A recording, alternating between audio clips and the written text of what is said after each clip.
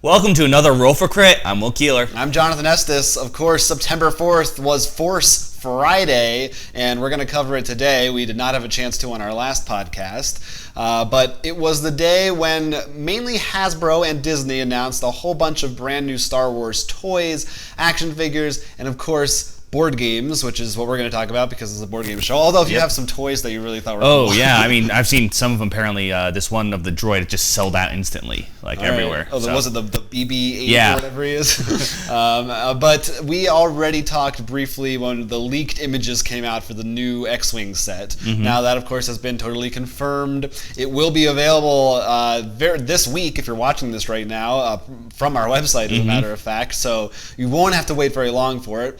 Fantasy Flight has a full rundown. It pretty much is X-Wing. There's the ships are a little different, the TIE fighters and things, and obviously the designs are different. Right. But if you are familiar with X-Wing, you're not going to be afraid or confused. And if you're not, it's not replacing the core set. It's just another version of the core set. Correct. Yeah. As far as I mean, it's Fantasy Flight. But if I know anything about X-Wing players, they're probably going to want at least 3. Yeah, right. Yeah. Whether it adds anything new or not, the ships look different, so they're going to have a whole new set to play with. And yeah, so for that reason, it would be cool and as a collector's item, and also as a way to, I'm sure, if someone doesn't know what X-Wing is, and now they're excited about the new movies, you can feel current. And But that wasn't the only thing they talked about. There wasn't? No, there was so much more. Things like Star Wars. There's like a new Star Wars Monopoly, and there's like... Really? I never would have thought Monopoly would have come into the picture Star here. Star Wars Sorry. There's actually going to be... I don't know if this may have been announced already, but there's going to be a Star Wars version of the game Card Line. It took me. I'm like, card line. It's like timeline, but with cards. Actually, I just imagine that now, and it's actually just, I feel like a bigger insult for all the people who used to love the extended universe, because like, this is all that matters now. Yeah, but didn't this happen? No. Nope.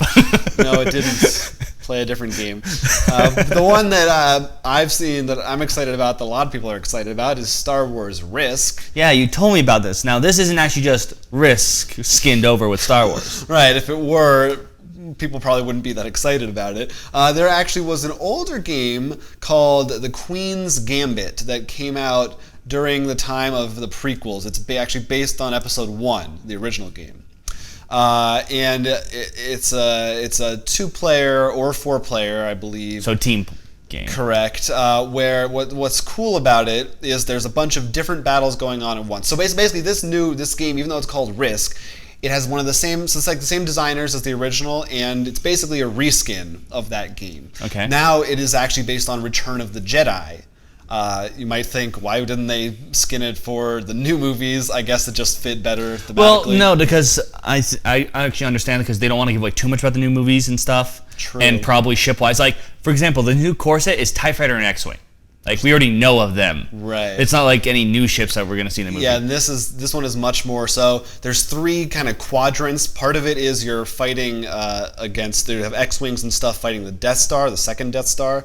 Part of it is you're Luke or Vader in a lightsaber duel. And part of it is you're trying to get the Death Star's shields down. So there's 3 different things going on the whole game that you go back and forth between. But what about Ewoks? I think that's a different game you have to play simultaneously. No Ewoks, but that's out. Most of those games are out now from like wide retailers. We don't have them yet, but strictly more of your big chain stores, your Walmart, your Targets, your Toys R Us's. They're also coming out with a bigger budget special edition version of that game. That the normal one I think just has like tokens and stuff. There's a slightly more expensive one that has minis and everything, so that's cool if you ever like that game. We haven't never played the original. It's like out of print now. It's rare, so that's why people are excited about this. I mean, you're gonna try to pick up a copy, right? I've heard that. People say it's cool, and also you won't have to ever remember the prequels again, because that won't be a part of it anymore. You still have to remember Return of the Jedi, but it's a lot. Well, I'd hope you'd see the 3 and not just jump in the Force movie. I'd be very sad. Yeah, I mean, yeah, I agree. I'm assuming we're talking about the original 3. Original 3. Not episodes 1, 2, and 3. The original 3. Phantom Menace. Attack of the Clones. The original 3. Best Star Wars movies. But are you getting your Jar Binks game? Oh, man, I used to have that. Oh, there was one. I was just making that.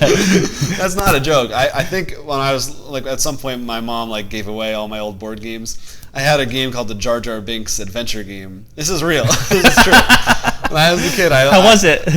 Well, it was cool. I don't think anyone ever played it with me.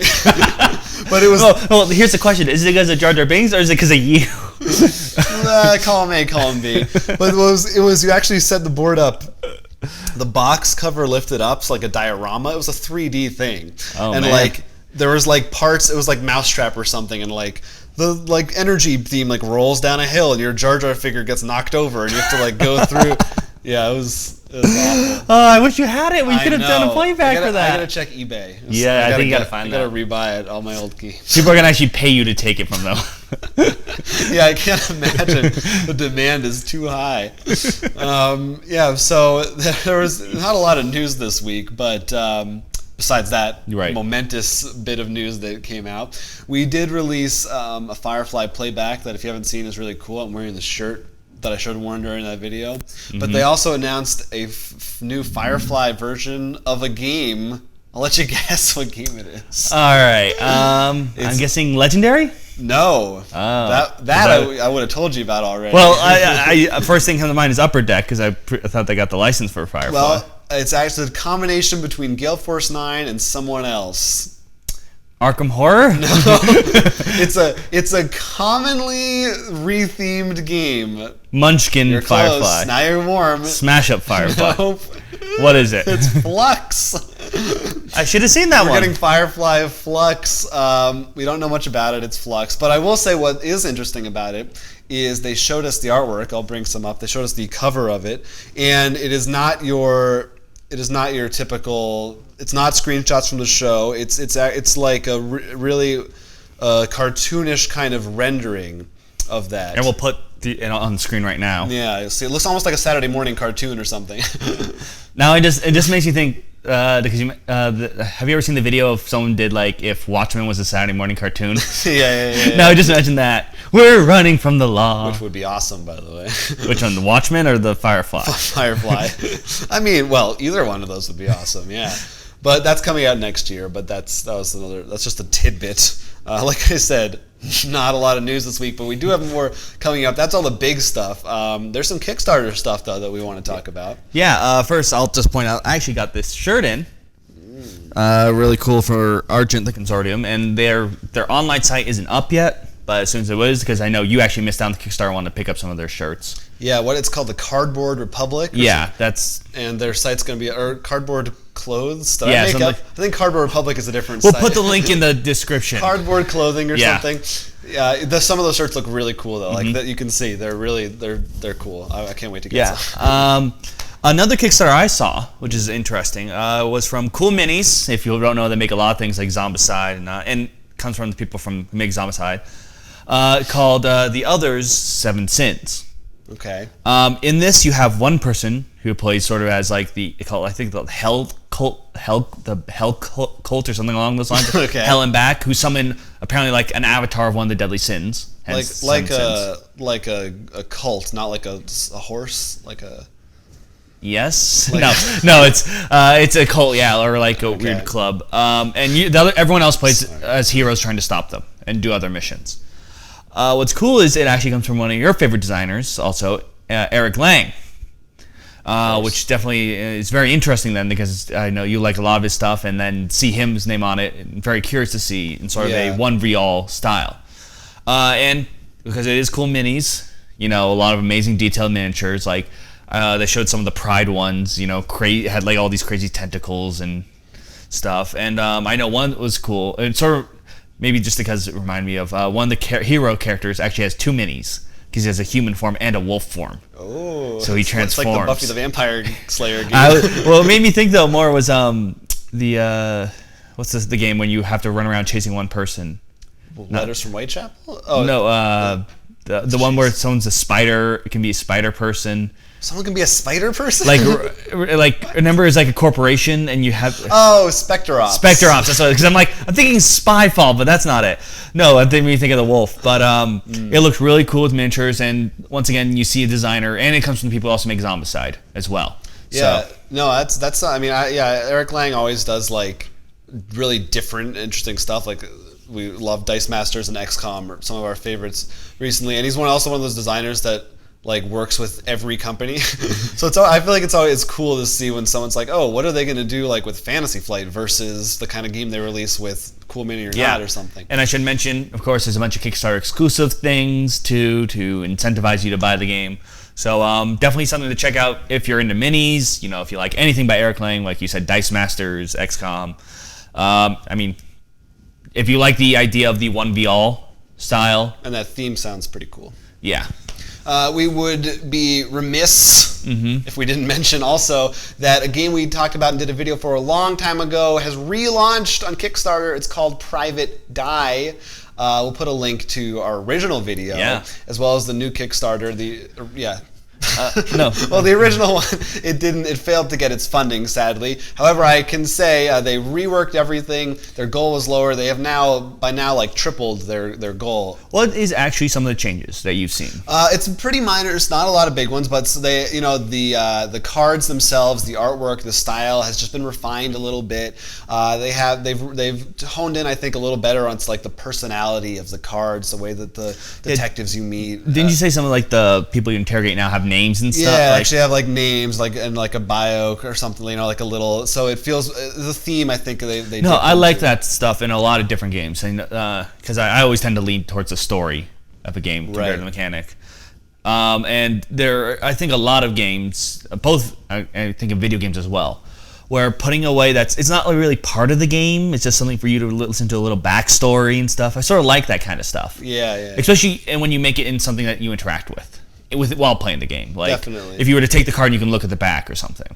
And for a dice game, usually that's not a huge component, so it's the extra mile helps. And they've got a bunch of cool stretch goals. I think they already met most of them, but the original game was like for like 5 or 6 players. They've got stretch goals that if they meet, they'll include stuff for up to 8 players, I think. That's pretty good. Also good for a dice game. So yeah, check out Private Die. They're our friends, Mystic Ape Games. It's cool. We're excited to receive it.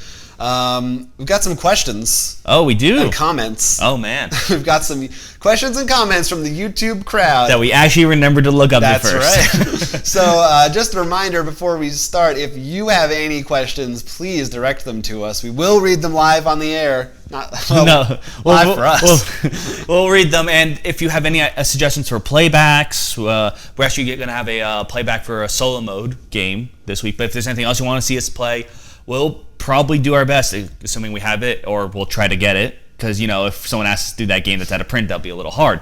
Right. Well, speaking of playbacks, our first question comes from Ken Shockley. Dun, dun, dun. That's a pretty cool name. He was watching our DC deck building game playback episode and wanted to find out if we had tried out either of the Crisis expansions since filming that video. He said that his group plays it almost exclusively due to the co-op nature of the expansion. I believe you have played those. I have played. In fact, we did it live. That's right, the first on our time live on stream. I did not partake. Yes. I don't think I have played them yet. You have not played the Crisis ones yet. From my experience with the Crisis ones, because the DC deck building game is almost the basics of a deck building game, the Crisis one was fun. Part of me just likes to play the DC deck building game just for that, and I don't know with other the mechanics. Like I just played the Arrow expansion, as well as the Teen Titans one, which I have.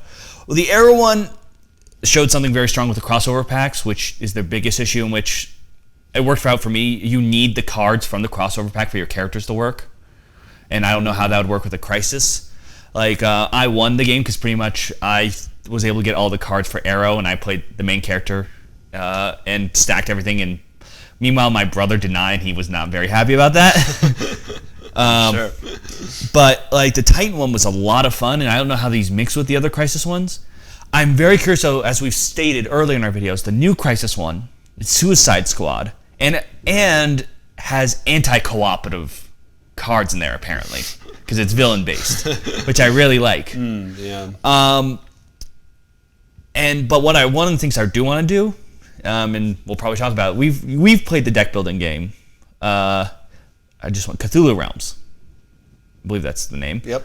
And the game itself it's fun. It's Cthulhu, but they have this one mode in which you actually stack lines between each player, and you can only buy from between you and affect you. And I actually really want to try that out with all the other deck building games, or all the other ones that have a more simple one. I don't think it would work as well with Legendary, because the scenarios itself.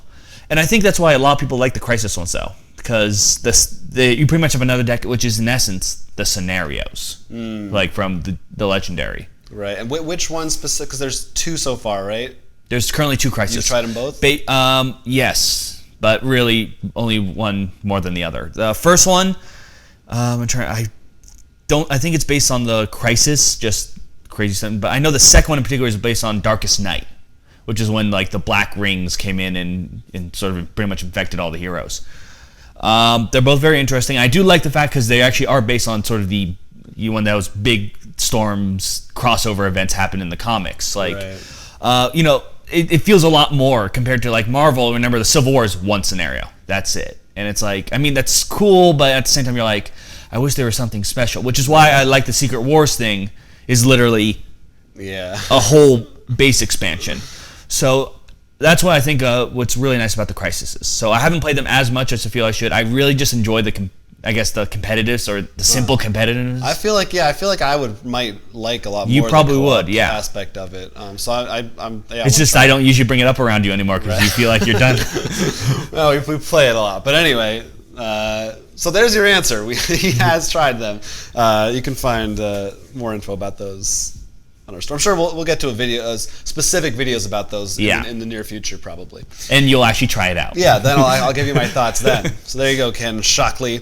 We also got, a couple weeks ago, we talked about our playthrough of the Last One Standing RPG. Remember that? Well, the designer, Stephen Brettall, actually commented on... Oh boy, I'm now scared. No, he said it sounds like we had a good time. He just mentioned that, it's different from your standard RPG, but that makes it fun, which... No, I agree. We experienced. And just a shout out, you can pick it up digitally on the site Drive-Thru RPG. Oh, that's very good. So definitely worth if you have something like this... Exactly. Perfect for this kind of a thing right here. So we appreciate that comment. Always nice to hear from the actual people who make the games that we play. Yeah, and we've enjoyed it, and I definitely want to play more, especially now that I know how it works. Yeah, same with me. Same with me. It's always easier, especially to run a game when you've done it before. And then finally we got a big old block of text from our friend Tick is Great, who had some comments on the Mad Libs game, thought it'd be fun. Wanted to know if we had seen the Batman Flux. They said they had played it. We actually have not had a chance to play it, even though we got a promo card for it. Yes, and Neil mentioned that in the comments as well. I actually want to pick that up. Our friend / coworker. Also, people were amused by our Doctor Who. The Dr. Seuss mix-up. By the way, we haven't talked about this, but going back and watching that episode, which you'll have to go back and watch if you don't know what we're talking about, at the beginning of that segment, the words Doctor Who come out of your mouth. Wow. So that's how deep your subconscious... My brain's gone. My brain was just... So it was pretty incredible. He also liked the idea of board game movies. His ideas were... Betrayal at House on the Hill, although he admits that's Cabin in the Woods, basically has that covered. Yeah, I would argue that. Eldritch Horror, King of Tokyo, Epic Spell Wars. Those are his ideas. Well, of the three I've seen, I have not played Epic Spell Wars, so I'm not going to comment on that because I don't think that'd be fair. But judging by the artwork, I will say it probably would be a hilarious comedy. King of Tokyo is Godzilla All Out War. Any of the Godzilla crossover movies. It'd be cool as an animated movie. That'd be true too. Most of these probably would. Yeah. And what was the Eldritch Horror? Eldritch Horror is we want Cthulhu. Like we see it in board games. I feel like everyone always talks about how it's the board, like even Smash Up has the obligatory Cthulhu expansion. Yeah. I mean, Robinson Crusoe's getting... I think it's going to happen. I think we're going to have the Cthulhu movie renaissance. I'm actually surprised we haven't hit that yet. Just at how many people are just like... It's going to... It's a licensed property, so eventually... But it's a free one. Right, so yeah. Well, I think the big guy we're going to see it from is Guillermo del Toro. Who they also started bringing up in the comments of this same thread. Because is it Crimson Peak? Is that what it's called? Doesn't it have references to? I think it's definitely in the same element. Would be. It's not like it's not a straight up. here's Cthulhu. But he, of course, Del Toro's been talking about he's been wanting to make his Mountains of Madness movie forever. Oh no, we don't know I know he's a huge fan of. I think that's one of the reasons why I think he also loves Hellboy 2 and yeah. And finally, we talked about shelves as well. So he said he uses basic bookcase shelves from Walmart, but he's eventually going to go to a hardware store and actually make his own big metal shelves with bin attachments for the smaller games. So that's another thing we haven't talked about, was building your own stuff. That's a little hardcore for us. Oh yeah, well I mean, for my shelf games, because I always feel like if I try to build something, you will mess it up. No, well. Yes, but that's assumed no matter what, so I don't care about that. I'll build and be like, okay, perfect, and I build everything in. That's when you just got this great Godzilla game, awesome, it's 13 inches long. Well, I don't have a shelf for that. I'll just ruin, I feel like I put so much into it. That's actually what happened. I was planning to build a shelf for my Amiibo collection. I'm gonna plan it out, and part of me was like, but I don't know how many more Smash Brother Amiibos are coming out. I'm like, it's okay, I'll leave some space, and then new Mega Yarn Yoshi. I'm just like. That's why it's a never-ending project. You just you could make a shelf though this one is exactly 13.2 inches, so this game just goes right there. Yeah. And then of course you think oh, I made this cool shelf, and then once again Amiibos are where I really see this, but you look on someone made Final Destination, you're just that's really someone cool. outdoes you. Yeah, it's about your own personal success story. No, bravo if you do build a shelf though. We're lazy and just go to IKEA. Yeah, so please continue to let us know about your endeavors into shelf building or anything else. Actually, what I would definitely like to hear most about is not just building shelves for the big games, because you just you said 12.5 inches perfectly. It's the small ones. 13.2, but I'll take what you said. Yes, that's true. Because I have 2 packets and sort of just thrown them in there, but I want to know, do you have a good way to organize your smaller games? Well, he says he uses a bin like you do. So, but I want to know if someone actually made drawers these are for all the games that I know from this size, all my Flux games. The thing about the small games is that the reason it's hard is that they're not as uniform. Yeah, bigger games usually they're roughly the same. I feel like 90% of my shelf, the games fit within a 12 by 12 box. Right. Dimensions usually. Anyway, so I have a surprise in store. You're getting married? Nope. I knew we'd be running a little short on news today, so I prepared a game for you. Oh no. Okay. So every time you do a game, I never do it well. You're gonna be real good at this, I promise. Okay. Remember the haiku? Remember when I did the haikus? And you guessed what the haiku was about? The board game haiku? Yeah. Maybe you don't. So you were pretty good at that. Okay. So this is it's a guessing game. Okay. It's gonna be fun. So this is inspired by, there used to be a podcast called The Totally Rad Show, which we're fans of, not on anymore. They used to do a thing, I forget what they called it, but basically they would mash up the plots of 2 different movies, and then you had to, based on that description, guess the title of what that movie would be. So, now the titles are always linked. So, for example, whatever your plot might be, something about Steve Martin and the Mafia, and your title would be Godfather of the Bride. You see how it works? Okay. So they share a common word or word part that links them together. Okay. So that's what I've prepared some of these. Some board game. Oh God. And if it goes well, then next week we'll come up with some for me, or we can both throw some at each other. Right. So I've got some. They range in difficulty. I'm going to start easy for you, so you'll get the hang of it, and you'll work your way up. Okay. Oh boy. And you can play along at home. Don't worry, you're going to do great. You're going to do great. Okay. All right. So Firefly. So here's the first one. It's a combination of Firefly and Firefly the dice game. Here's the first one. Okay. Choose a faction, build your empire, and fight to take control of land and resources. Just don't roll a 7. Starting you off easy. The Imperial Settlers of Catan? You got it! Imperial Settlers of Catan. Although technically no longer relevant because now it's just called Catan. But still counts. You see how this works. You got it. It's easy. It's good. All right, we're going to step it up a little bit. Yeah, but you know what the problem with that one was? What? I'm like, okay, Settlers of Catan, what has one of those words in it? That's the only, I had no idea otherwise. You know what I thought first when you talk about build up your civilization? What? Like, okay, Sid Meier's Civilization, what has civilization in the title? There won't be that obvious, hopefully. All right, here's a good one.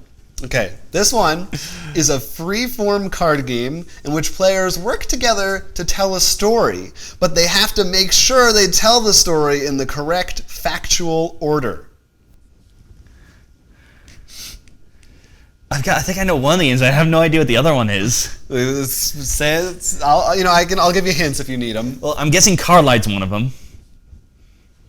Oh, I guess not. You're close, but I'm not going to say anything else. It's called Cardline, right? Freeform card game. You're telling a storytelling card game, but you must do it in the right order. Nope, sorry. All right, Cardline was on the right track, but there's a different game in the same family that is not Cardline. I thought they're all start with Cardline. Oh, Timeline. Mm-hmm. I forgot that it was called Timeline. That's why I was like, isn't it called Cardline? So, no. Anything? Nope. Use one of those words. Oh God, Tides of Timeline. That's almost what I did, but that's not it. Damn it! That's a good guess, except that that's not a storytelling game. Storytelling game. These are both games that we sell. Once Upon a Timeline. Once Upon a Timeline. Oh God! All right, this is good. We're gonna keep going. Here's a good one. I need to get you back. Okay, here's this game. In this game, players ask yes or no questions to solve mysteries, such as the following. A group of adventurers are dead in a dungeon. On the ground is a slain dragon. What happened? Well, I know Dark Stories better be in there. Dark Stories is one of them. That is the name of it. The most half of this is like, that's the name of the game, right? That's why I'm here to help. Yes or no? 20 questions, Dark Stories. Nope.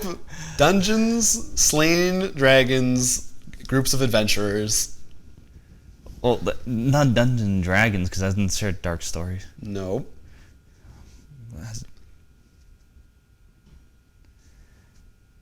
Does Descent have a little catchphrase at the end of it? It might. Isn't it Descent Journey? I think Journey into the Dark Stories. Yeah, Descent Journeys in the Dark Stories. Oh, see, this is I was like, crud. I know we always call it Descent, so we never say. That's the tricky part of that one, but you nailed it, man. See, you've got this. Oh God, please, how many more? How many more do you want? I can give you as many as you want. I'll do one more. One more. But it's gonna be a real hard one. Oh, okay. All right.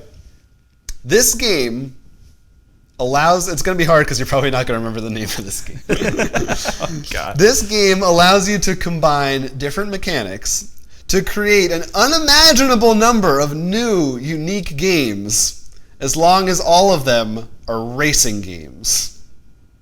I will tell you that one of these games has not yet been released. It is slated for release later this year. What was it called? 500 or something? I know what game you're talking of. I think you're talking about because you're just talking about how expensive it was. You can combine all these different parts as long as I don't know what the name a racing game. I'm not worrying about the racing game. My first goal is just to find the name of the regular game. Okay. Well, you might be able to work backwards. Is it like 500? If you think of the second game, 500 Formula? Because I'm guessing Formula D is the racing game, but I'm trying to think of. You basically got it. 5-0 Formula D. Yeah. 5-0. I'm like. I mean 504. You can say it however you want, but yes, 500 Formula D. All right, that was my favorite one. Before we end this, there is one other thing I want to talk about. Oh, really? Yeah. Yesterday we played the End of the World RPG, in which we reached the conclusion of the first part of our scenario, in which something I did not expect to happen happened. I pretty much threw them an all-out zombie brawl. Oh, before we continue on, we should say there's spoilers a bit for what's spoilers for End of the World RPG. So if you're playing a scenario and you're not having gone to the second part, you might want to avoid listening to this. But anyways, it was the final thing, and I decided to pretty much throw a giant horde at you, attacking the house. And what I didn't know is two of the players had been secretly deciding to try and leave. And also, you guys didn't know was the last thing. And so they actually went out to try to drive away. And when my brother found out they had betrayed him, took out a rifle, instead of shooting the zombies near him, went and to shoot out their tires, causing them to crash. He's a vindictive fella. Well, he takes this person as when we started this RPG and I killed myself, as they suggest to do. You decided to go run. You as the dungeon master killed your character. Yeah, killed. He didn't actually commit suicide in the game. I got attacked by a zombie. You ran in to get a glass of water for me. But I made up for it last night because I went back for your body and we gave you a proper burial. Yep, you let me on fire to Viking style. But I decided to end this in which the announcement of Eden curing all the zombies. Eden, the big corporation of the game. Because, Eden, Apple. End this. But now I'm just like, I've ended the game in the halfway point in which I need to actually rewrite everything, such that now one person hates the other two for backstabbing them. In a way, like this was like worse than any time we've ever played Resistance or Battlestar. I'm like, it was amazing. And the best thing is you've been countering the entire thing. People can betray whoever they want. I'm pretty unattached in that game. But yeah, I'm excited to see what happens going forward. I want to betray everybody now. That's my end game. No, this is very interesting now. Myself. No, I actually now imagine, even if they're all fighting against Eden, that my brother may or may not, luckily they don't watch this, either the betrayers or my brother, to actually turn in the other ones, because obviously, since you are all rebels, you're going to have wanted. Right, that's true. Well, set up most traps for each other. The other thing, what's hilarious is he's coming over this weekend for our game night because he only comes every now and then. So part of me's like, so let's play Battlestar. Just see them all just... There's going to be some tension. It's going to be uncomfortable. So I definitely want to hear what all your guys' stories are for these kind of games, because this has just shocked me. Yes. Has there ever been a time in an RPG or otherwise when people have gotten so upset there were some real-world issues? And also because in this situation, these are the people I'd least likely think this like backstab and like leave the group. Yes, a surprise out of nowhere. It's always the quiet ones. Like, we're not talking about when you're like, you set up like, okay, I'm going to set up a dungeon, like not just for this Dungeons and Dragons, like set up a nice little dungeon for them to go through and like, remember when you set up in the beginning when like, they'll just go up here to pack wolves and we're like, nope, and we went right by it. Yep, yeah, you can never always expect the unexpected. We'd love to hear your surprising RPG scenarios. Feed us your stories, feed us your questions, as we said before. Also, we'd love to hear if you come up with any of your own board game mashup trivia guessing games. Send them to us, please, and we will do our best to share them on Twitter or on YouTube or on Facebook, or email us at rollforcrit@gmail.com. And of course, you can ask us on Twitter, where you should also follow us, because I'm guessing Jonathan here will probably share some of his, every now and then through Twitter. So keeping track and maybe try to guess what his are. Maybe for special events, we could have some giveaways or something on our next live stream. Maybe something's actually happening pretty recently. Maybe. But of course, you can get just at Roll for Crit, or of course our personal Twitters. And you can as always, find us at rollforcrit.com, where we have more podcasts, more videos, and games for sale, including the ones we mentioned today, like our X-Wing set, the brand new X-Wing set, which will be out imminently, and others. So don't forget to check it out. Otherwise, that's going to be it. Yeah, for now, I'm Will Keeler. I'm Jonathan Estes, and you've been watching the Roll for Crit podcast.